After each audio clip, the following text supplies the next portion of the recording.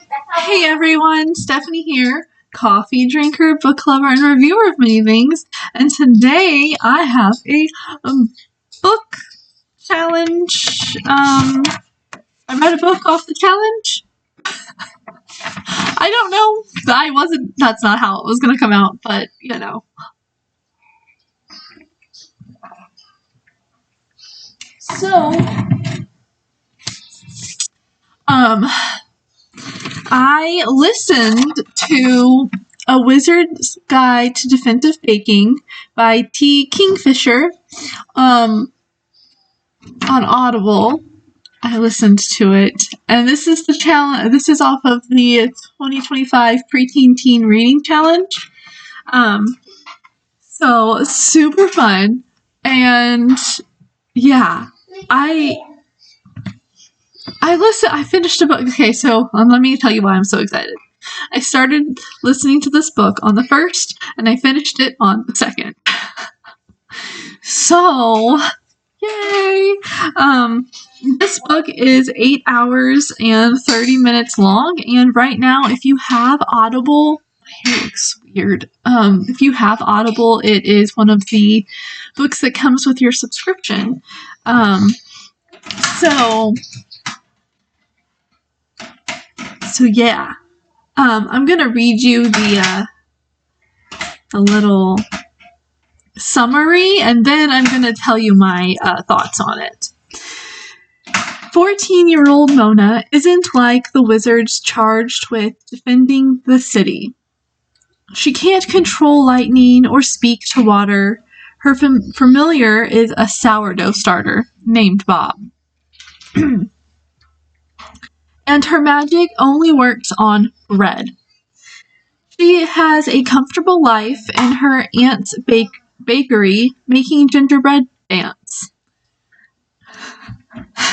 It comes up later. But Mona's life is turned upside down when she finds a dead body on the bakery floor. An assassin is stalking streets of Mona's city, preying on magic folks. And it appears that Mona is the next target. In an embattled city, suddenly bereaved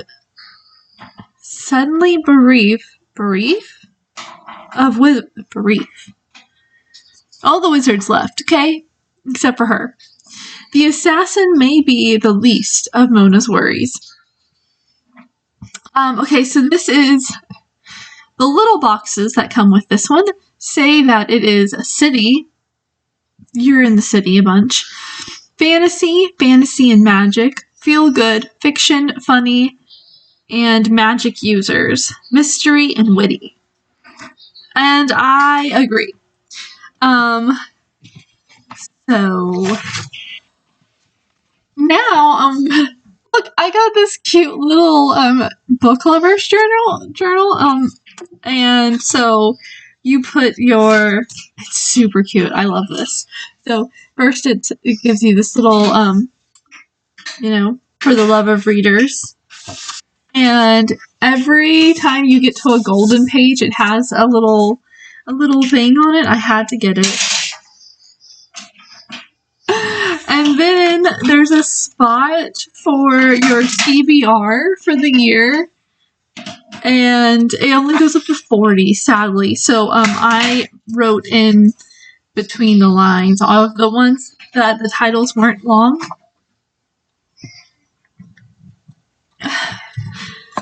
And so I have 45 for sure to read. But then you have this little section that you can put the title and all the information of the book, when you started it, when you finished it, why did you choose this book, your rating of the book, would you recommend the book, other books by the author, and then you get to write your little review. And like every few pages there's also a little quote at the bottom. And so this is the first book that's in here. It's not the first book on the list, but the first book in the review section. So, yeah. I enjoyed this book. a bit of a coming-of-age book. Mona was 14. She's part of the working class. Oh, okay. Working class magica, or magician. A bit naive of the poverty class, and how much more she can do with her magic until the end. Mona is right. The adults should be doing more to solve the problems. And even though she is mature in problem solving, the entire kingdom should not have relied on a 14-year-old girl and her 10-year-old companion, Spindle. You learn so much about Spindle in the book that I feel like he's almost one of the main characters. She has a living gingerbread man. Bob the sourdough starter eats anything, including stuff made out of him. Aunt Tabitha is feisty and caring in a rough way. And then I put that there are 3 times that curse words are used, and I wrote down one of them because I thought it was funny. It says, "If you don't mind me saying, you look like the ass end of a seagull."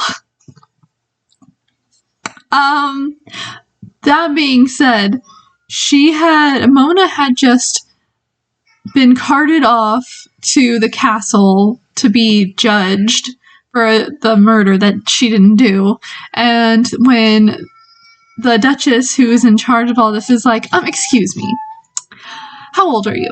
And she's like, 14. She's like, do you have parents who are worried about you right now? And she's like, no, my parents are dead. And she's like, do you have anyone worrying about you? And she's like, well, my aunt.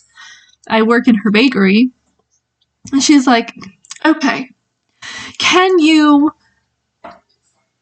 do any sort of magic to harm someone? And she's like, no, I make bread rise. Like, I make it soft and fluffy, and I can make it dance.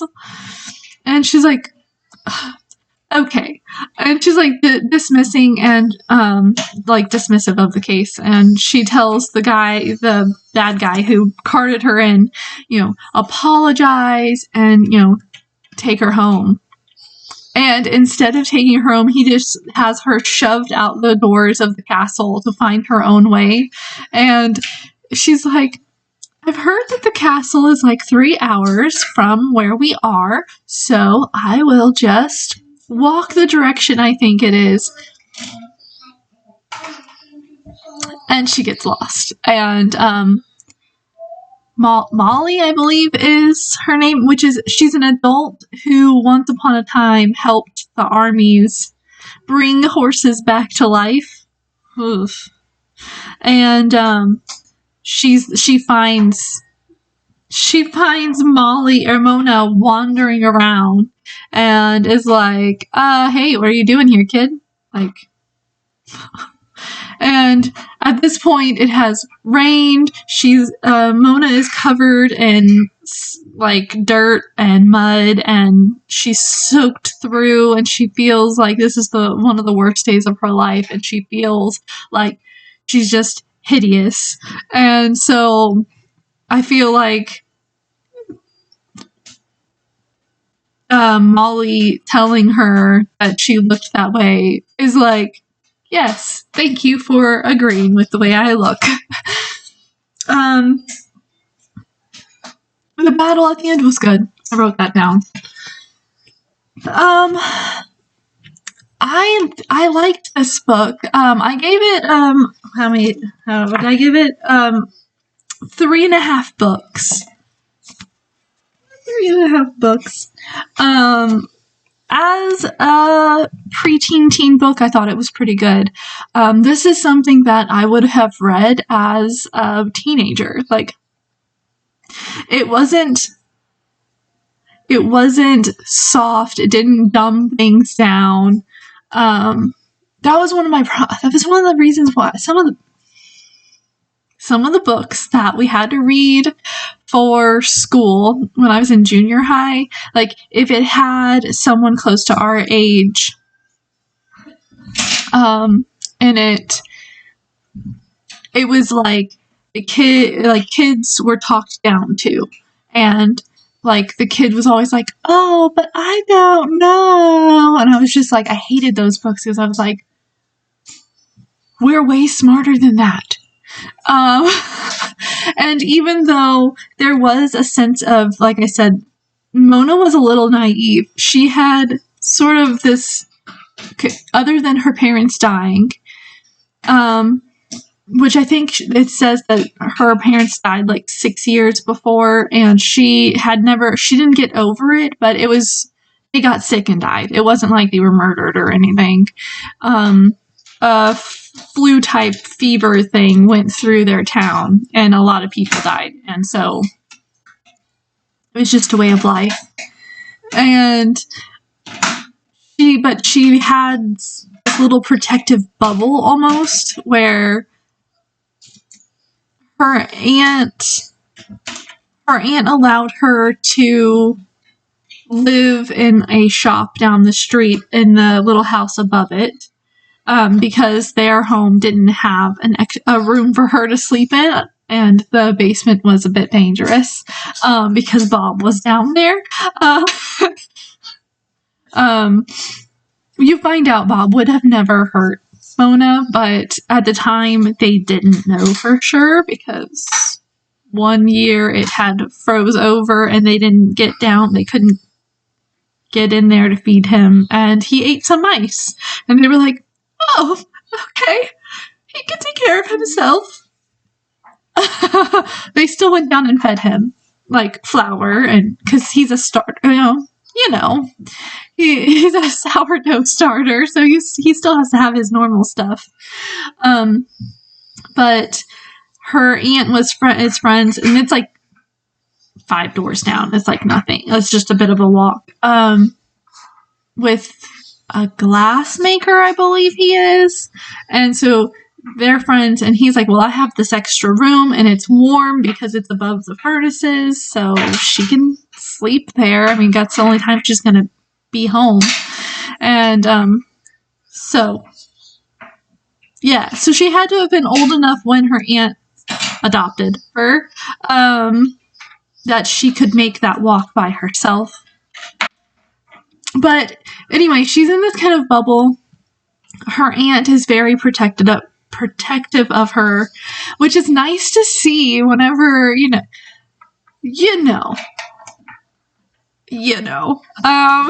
I'm going to say it. So like in Harry Potter, when they adopt, his aunt is terrible. But in this, when, when Mona is left with her aunt, she's super sweet, always trying to feed her, taught her how to make, to work in the kitchen. And they talk about how, when the first time her powers started to come about, because having magic is kind of rare. So when Mona's power started coming about, she made a gingerbread man dance, and everyone thought it was hilarious, and it was great. And so after that, that's kind of when they started teaching her how to make dough and make different things. And so she has this knowledge of breads and sweet dough, sweet buns and gingerbread. Like, she can just, this is the recipe.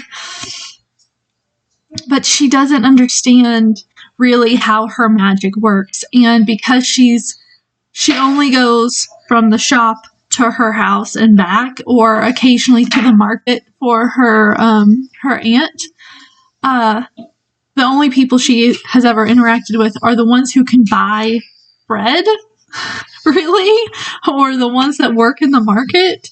And so she has only seen like 2 or 3 other people who can do magic things. And she's been told, not to go to a certain town because they're not good people, because they're poor and they will do anything to get your money. And so she's always stayed away from it. She's been to the tavern like twice to get rum for a recipe, and she didn't even go in. like very sheltered.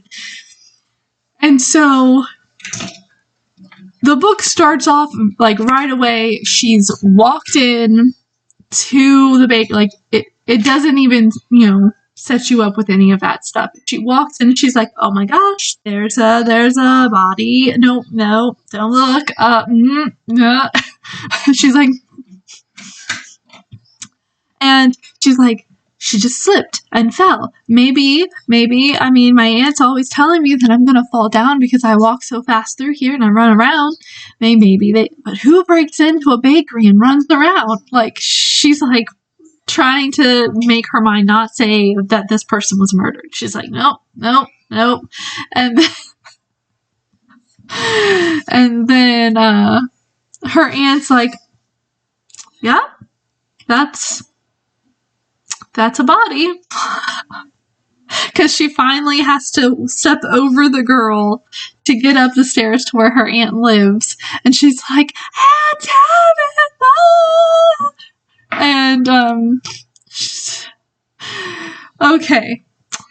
And then that starts, she's like, the aunt's like, okay, well, I'm gonna go get your uncle and tell him to go get the constable, and, you start working on some biscuit, or some muffins, or whatever. Sweet rolls, I think is what it is. She's like, because they're gonna need some sweet rolls. And she's like, we're gonna bake with the body? And, well, we're a bakery, girl. Get to it. And so that part's pretty funny, I'm not gonna lie. And then it's like there had never been any murders ever, because the sheriff comes in, or the constable, or whatever they call them, and he's like, he just stands there and stares at it. And he goes, there's a body.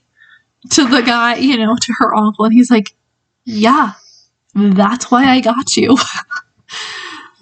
And, even this point in the book, it's only like the first chapter, and you're like, oh, adults are stupid in this book.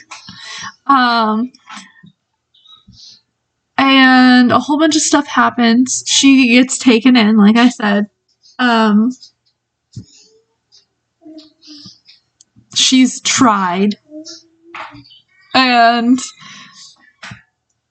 when she's released, like I said, she's just shoved out, and she has to find her own way home, and she's really mad, like, grr. And she's 14, so she's just like, no one's gonna listen to me because I'm a kid. And so she starts, trying to find her way. Nag and Molly. Nag is a skeleton horse. A horse that Molly brought back to life and have had this whole time. It's her familiar. And after Mona gets back to the bakery, and her aunt's like, oh, it says all the things, and they have her repeat what happened while she was at, getting judged. And then finally she's like, you go on to bed.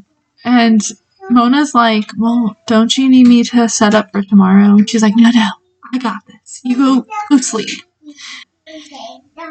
And on her way home, she gets slammed up against the wall by this little kid, a 10-year-old, about 10. We don't ever find out his age. He's just small. And so she thinks he's 10, around 10. His name, he goes by Spendle. And he's like trying to figure, he's like, what happened to my sister? Well, sister is the one that was dead, and yeah.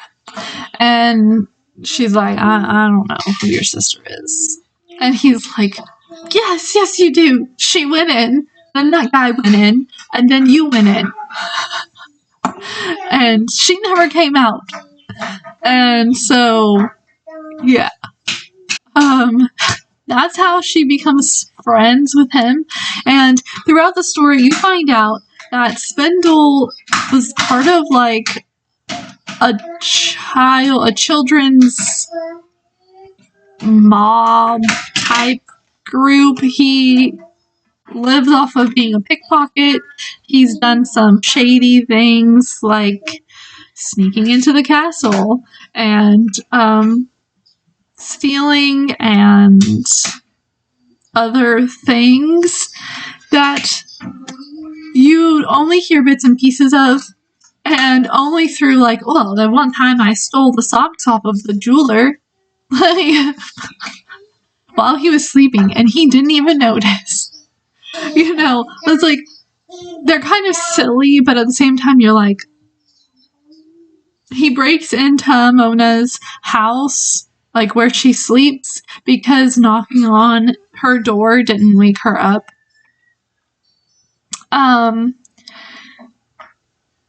Later, towards the end, there is a little room. It's like a workroom, like it's tiny, like almost a closet, and it's painted pink, and it's like her aunt's little sitting room or whatever. Like it's barely a room at all, and the aunt's like, you can stay here, so you at least have a warm place to sleep. And he like sneaks out the window and he's like, peace. And the aunt's like, I think we're just gonna have to be extra nice to him and make sure we feed him. And she's like, he'll be respectable enough, it's okay. And Mona's like, well, he's a really good pickpocket. And the aunt goes, I guess that could come in handy if that's the kind of thing you needed. Like, didn't dismiss it, but at the same time was like, we gotta be a little bit more careful around him.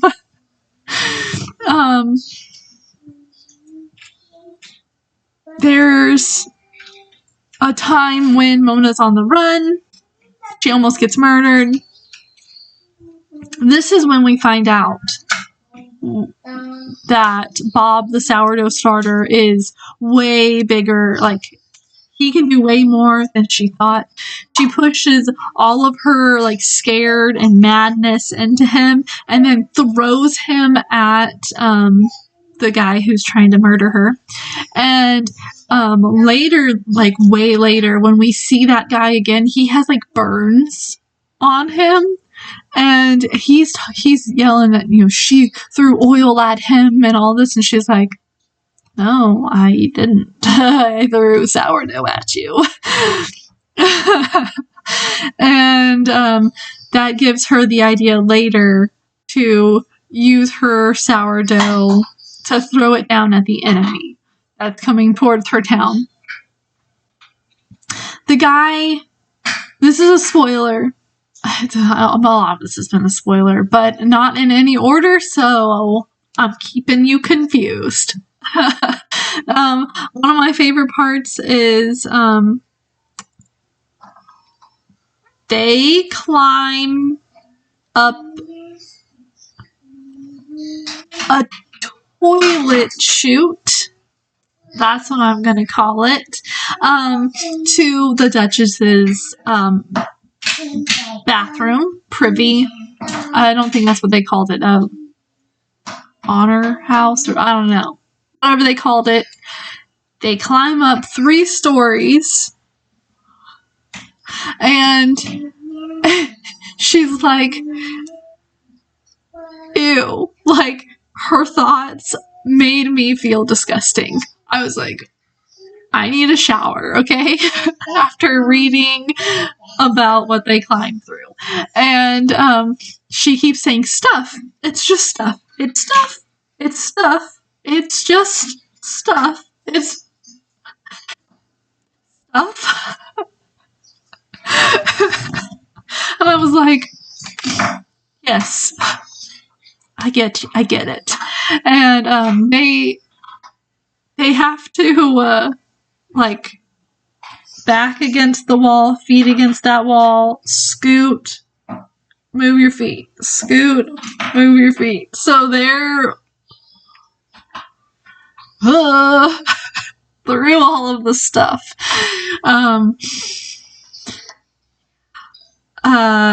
But they get to the Duchess, and they tell her what happened and what's going on, and she's like, I did not know that. And you find out before that the guy who had carted her in for a murder has been putting out flyers in his name and being like, you need to register if you're a magic person, and that magic people are spies, and for this people that are coming towards them.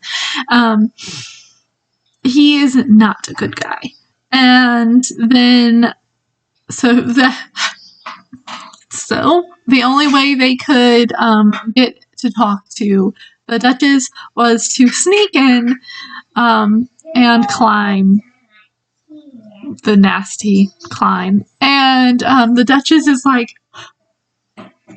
oh, how'd you get up here? And Mona gets stuck in the, where you sit, the board that you sit on. And so she's stuck, and she's like, Your Majesty, we are here to tell you that someone is trying to take over. And, she's like, I promise we're not here to hurt you. And Spindle's like, we climbed. Like, and the only way that the Duchess is like okay with them being there is her little gingerbread man that she has, her little friend, jumps off her shoulder, walks forward, and bows before the Duchess. And she's like, okay, well, let's get you out. And so, there's this funny scene later when she calls in her, the person that's guarding her room, and he's like, how did these kids get in here? Like, we've been standing at the door, like, and she's like, it seems that the privy needs some extra guarding. And the Spindle goes, yeah, a few more bars should be fine. She almost didn't get through. And he's like, he's just thrown off. He's like, and she's like, no worries, these are friends. The only problem, okay, so now I'm going to tell you my problems with the book. I listened to the book, and I felt like the voice used for Mona was too grown up. It sounded like she was like an old aristocrat. Another problem that I had with this book is the way it was written nicely, okay? It was good. Like, you're in it. But there were these points where, because the writer was writing it like she was the girl right after all this happened. So sometimes we would be pulled out because she would be like, and if I told you that whole part of the story, we'd be here till next year. So we're just gonna skip that. And it's like, kind of threw me off sometimes because that, like, things like that would pop up, and I'd be like, that, okay. I also, I just feel like Mona shouldn't have, like, every time she turned around, every time the book, like, she'd be like, oh, here's an idea. Even at the end, like, towards the end of the book before the big battle, she was talking to the guy in charge of getting the recruits for the fighting, because they are now using, like, random people off the streets that volunteered. And she's like, oh, well, what if this? And he's like, that could work. Oh, like, it was like, why didn't he think of that? this is his job. Like, he's been doing this. Like, so there was a little bit of like, what? Why? Also, I feel like there should have been something they could have done to learn magic, or a place to go to practice their magic, even if they weren't part of the royal peoples. Like a school, or like maybe once a week, the magicians that work in the Duchess's castle come out to a specific area every week. I said week, right? And have like a knowledge, like sharing their knowledge. Nothing sanctioned, nothing like, oh, put your name on this list so we know who you are. Not anything like that. Just be like, so if you have magic powers, you can focus your energy, get on a box and shout it out. Something like that. Does that make sense? I hope that makes sense. I thought the book was pretty good. I would recommend this. 3.5 stars. It wasn't, like I said, it wasn't like, I'm gonna read this again and again. I did technically listen to this one twice. I felt bad because I technically read it the first time. It was like January 30th. And then I was like, no, because then I can't count it for this year. So I listened to it again on the 1st. I feel like I've rambled a lot. I'm gonna start my wind down now. If you like this video, give me a thumbs up. And have you listened to this book before, or read this book? Comment below. My hair is crazy today. Are you doing any of my challenges? I will leave the links for the challenges in the description. I will leave the link for Wizard's Guide to Defensive Baking also in the description. It will be linked to my Amazon, so if you use the link to get the book, then I get a few pennies, which is very nice. I am currently reading Polly and Buster's, A Wayward Witch, and The Feeling Monster. Me and my kid are reading this one before bed, so super fun. I am reading, this is off my Paper Pie 2025 Paper Pie reading challenge. I'll leave the link for this book also. This is not an Amazon book. This is from my Paper Pie website. So I also get some money if you buy this book. Yeah. And then I'm reading Cutie Pies and Deadly Lies. Yeah. I'm a little bit into this book. This one is from the Adult Challenge. I don't know how adult yet because, like I said, I'm only a few pages in. I am reading Honest June. This is the first book in a series, and so is this one. Maybe this one? Anyway, so I'm reading Honest June. I'm actually borrowing this from my niece because I got her these books, well, not Christmas that just passed, but the one before, because she asked for them. Yeah. Oh, this one is from the 2025 Preteen Teen Reading Challenge. And I am reading The Overnight Guest by Heather Gunkoff. Maybe.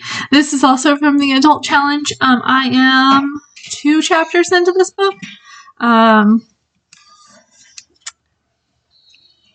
It's just gotten good. So, I'll leave the links for all of those books down in the description. I will leave the links to get the books, like the whole challenge list to get the books, and I will leave the link for the challenge pages so that you can mark them off as you read them. I like to, this year I'm doing something different. I'm writing in the little squares how I, if I have them in book form, there's a check. If it has BL, it means I'm borrowing, and then the L is for the person I'm borrowing it, or like the initial from who I'm borrowing it from, and then A is if I listen to it from Audible, and then L is library. And then I highlight them as I finish them.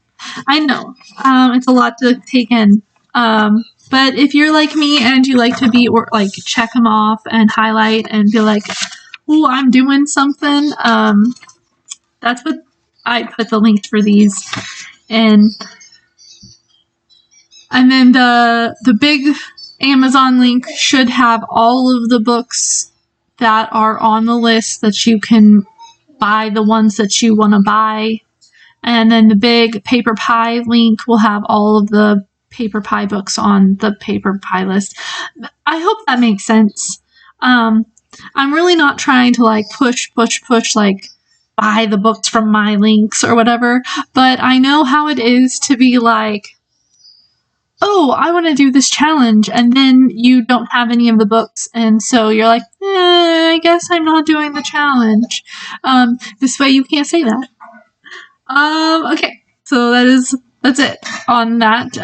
Subscribe if you want to subscribe. If you're not sure if you want to subscribe, you can click my face down here, and it's going to be a circle. I don't know which side it'll be on, and it'll take you to my page, and then, or my channel, and then you can check out my playlists and share this video because sharing is caring, and someone else might need to know about the Wizard's Guide to Defensive Baking. Ta-da!